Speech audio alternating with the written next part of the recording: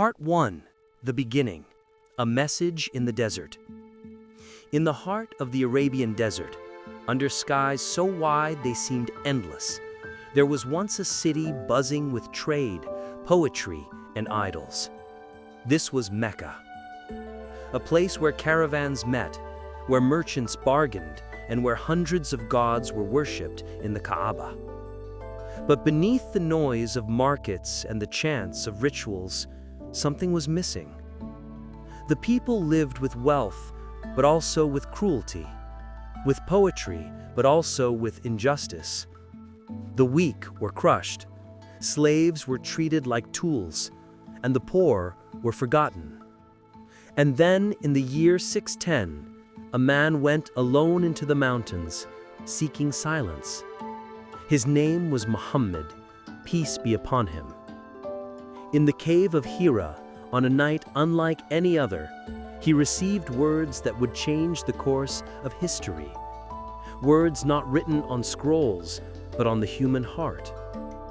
Read. It was the first revelation of the Quran. At first, it was just him, his wife Khadija, and a handful of followers. No armies, no internet, no microphones. Only faith. And yet, within years, the message began to echo beyond the valleys of Mecca. Why? Because it spoke of one God, not hundreds. Because it declared that the slave and the master were equal before their Creator.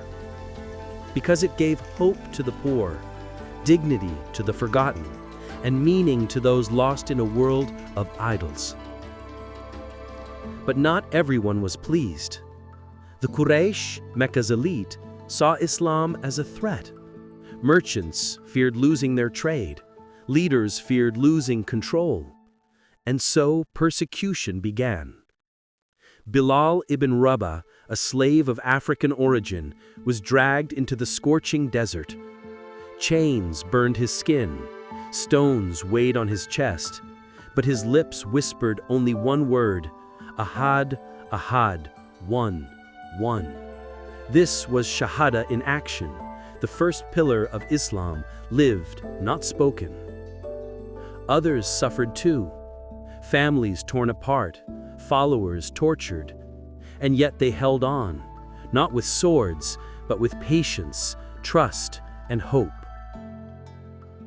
Then came migration. The Prophet and his followers left Mecca for Medina. It was not just a change of city, it was the birth of a community. In Medina, Islam became not just belief, but practice. Prayers were organized, charity was structured, brotherhood was lived. People of different tribes who once fought endlessly became united as one ummah, one family. This was the seed of something bigger than Arabia, a faith carried not only by words, but by the way people treated one another.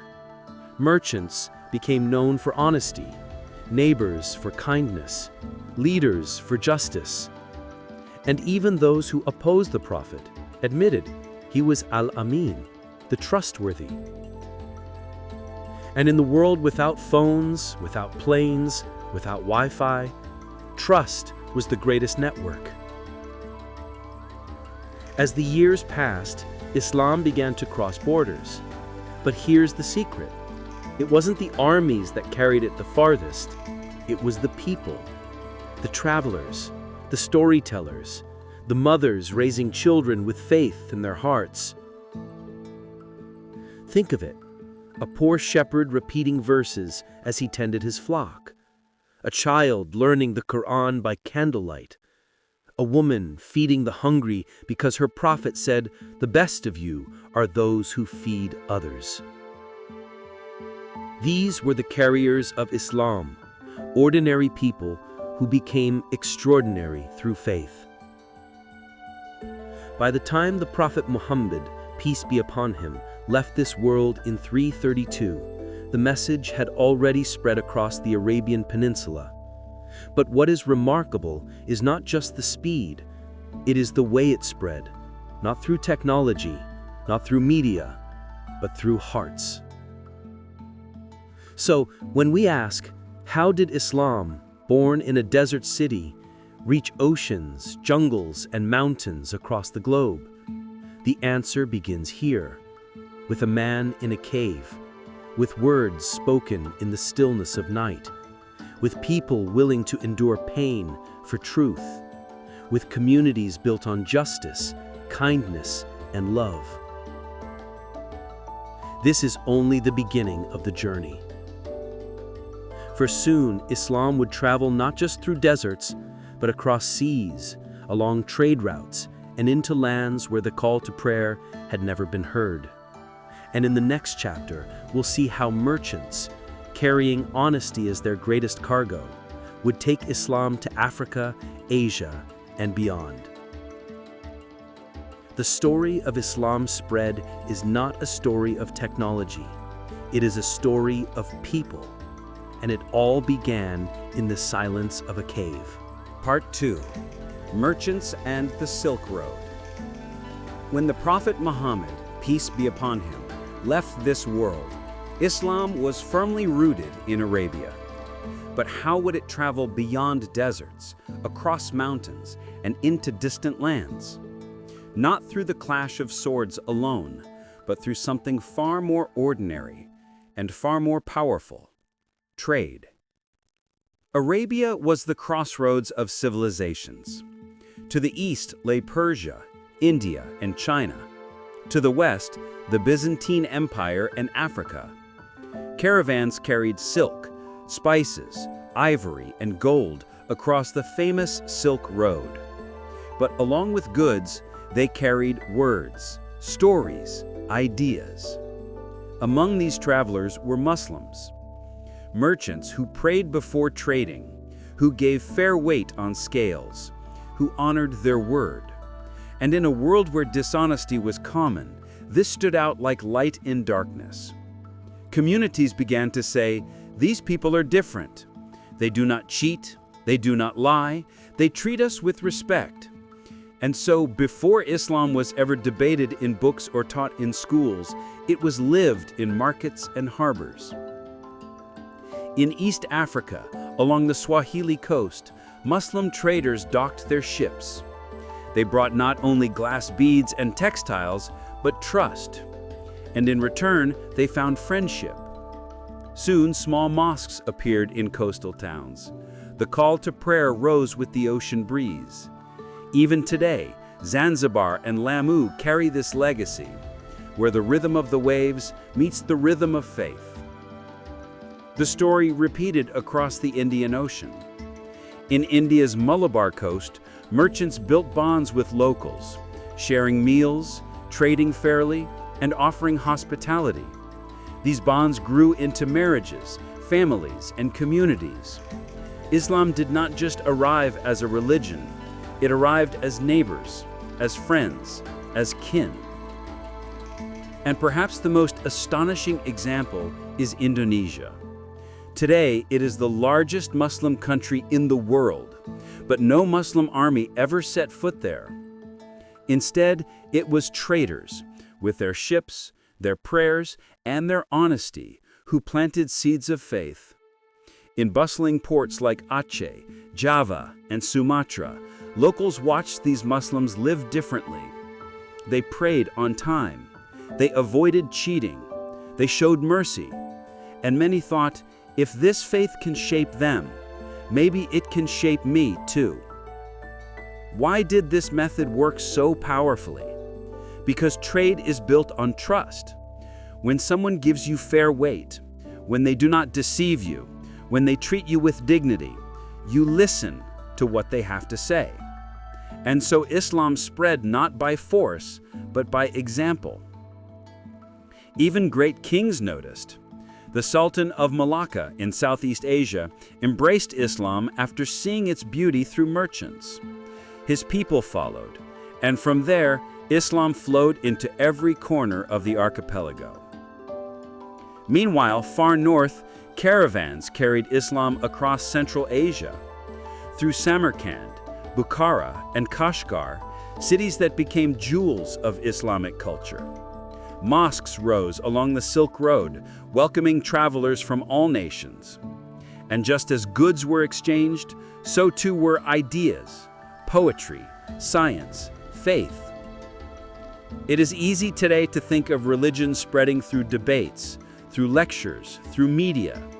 But back then, Islam spread through the simple act of being trustworthy. A merchant's honesty became dawah. A traveler's kindness became a sermon. A fair deal became a form of prayer. And perhaps this is why Islam took such deep root. Because it wasn't just preached, it was lived. The Quran says, "And establish weight in justice, and do not make deficient the balance." Muslims carried this verse not just in memory, but in practice. Picture a crowded market, spices in the air, gold coins clinking, voices bargaining. And amidst the chaos, a Muslim merchant pausing for prayer, bowing his head on the dusty ground. To some, it seemed strange. To others, it seemed beautiful. And slowly, hearts opened. By the 9th and 10th centuries, Islam was no longer confined to Arabia. It was alive in East Africa, in India, in Central Asia, and reaching as far as China. Not through empires, but through everyday people. So when we ask, how did Islam spread without the internet, without mass media? The answer lies here, in markets, in ports, in caravan trails, in the quiet honesty of merchants, in the steady rhythm of trade routes that carried more than silk and spices. They carried faith. And this is only part of the story. For Islam did not stop at deserts or markets. It crossed oceans, carried by sails into lands surrounded by jungles and volcanoes.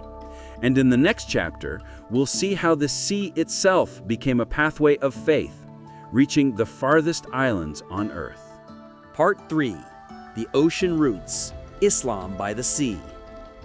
Long before airplanes or telegraphs, the seas were the highways of the world. Vast, unpredictable, and often dangerous, they connected lands and people who would never meet over land. And along these waters, Islam traveled, quietly, patiently, without armies, without force. Imagine a bustling port in Aceh, northern Sumatra. Ships sway in the harbor, sails flapping in the wind. Merchants unload spices, clothes, nutmeg, pepper. But alongside the cargo, they bring stories, recitations of the Quran under star-lit skies, gentle guidance on prayer and charity. Local people watch these strangers, not just foreigners, but people who live differently. They see merchants who do not cheat, who honor their word, who pray on time. And slowly, curiosity becomes respect. Respect becomes interest. Interest becomes faith. In the islands of Indonesia, Islam did not arrive with armies or conquest. It arrived with kindness, with example. A merchant sharing a meal, a teacher helping a community, a traveler reciting verses that speak of mercy, justice, and compassion. Villagers began to gather in small homes, learning words they had never heard before, repeating prayers in soft voices. By the 13th century, Islam had spread to Java, Sumatra, and Borneo. Even in remote fishing villages, the call to prayer rose over palm trees and volcanoes. Mosques were built, simple structures at first, then grand halls reflecting devotion. People embraced Islam not because they were forced, but because they saw its beauty in everyday life. In Malaysia, Islam arrived through trade with Arab and Indian merchants. The local sultans welcomed the faith, not as a political tool, but as a guiding principle. They saw that Islam's teachings could unite communities, encourage learning, and inspire justice. Even in the Philippines, islands like Sulu and Mindanao witnessed the spread of Islam through sailors and scholars. By the 14th century, Muslim communities had taken root in towns, villages, and ports long before European colonizers arrived. And the most remarkable part? No internet, no television, no global news, only human interaction. Conversations over meals, stories told on boats, lessons shared under coconut trees. Consider the role of the teachers and scholars who traveled these routes. They memorized the Quran, taught local children, and guided communities in ethics, prayer, and social justice. Their influence endured for centuries, shaping societies with a foundation of knowledge and faith. And it was not just about religion. Trade, art, music, and literature traveled alongside faith. Islamic calligraphy decorated homes. Poetry and storytelling became a bridge between cultures. The people of Southeast Asia blended local traditions with Islamic principles, creating a unique, vibrant culture that endures today. But the journey was not always easy. Monsoon winds could trap ships for weeks. Pirates threatened traders. Storms destroyed livelihoods. And yet, these challenges never stopped the spread, because the faith was carried in hearts, not just cargo. It was spoken in whispers at night, repeated in prayers at dawn, and taught with patience through generations. By the 15th century, Islam had firmly established itself across the Malay archipelago. Communities thrived, mosques rose, and scholars traveled between islands connecting far-flung communities. From Mecca to Malacca, from Sumatra to Mindanao, the faith journeyed across thousands of miles, carried by ordinary people performing extraordinary acts of devotion. Think of the young sailor leaving his home with nothing but a ship and faith in his heart. He teaches a village the verses of the Quran. He prays with the fishermen. He demonstrates honesty and kindness in every trade. And in return, hearts open, lives change, communities transform. Islam's spread across the oceans shows a profound truth, that faith travels fastest when it is lived genuinely. When people embody the values they preach, when trust, compassion, and integrity lead the way, there is no barrier too vast, no distance too great. And so, as we gaze at the ocean today, dotted with ships and islands, we remember the countless journeys of the past. Ships that carried spices, stories, prayers, and hope.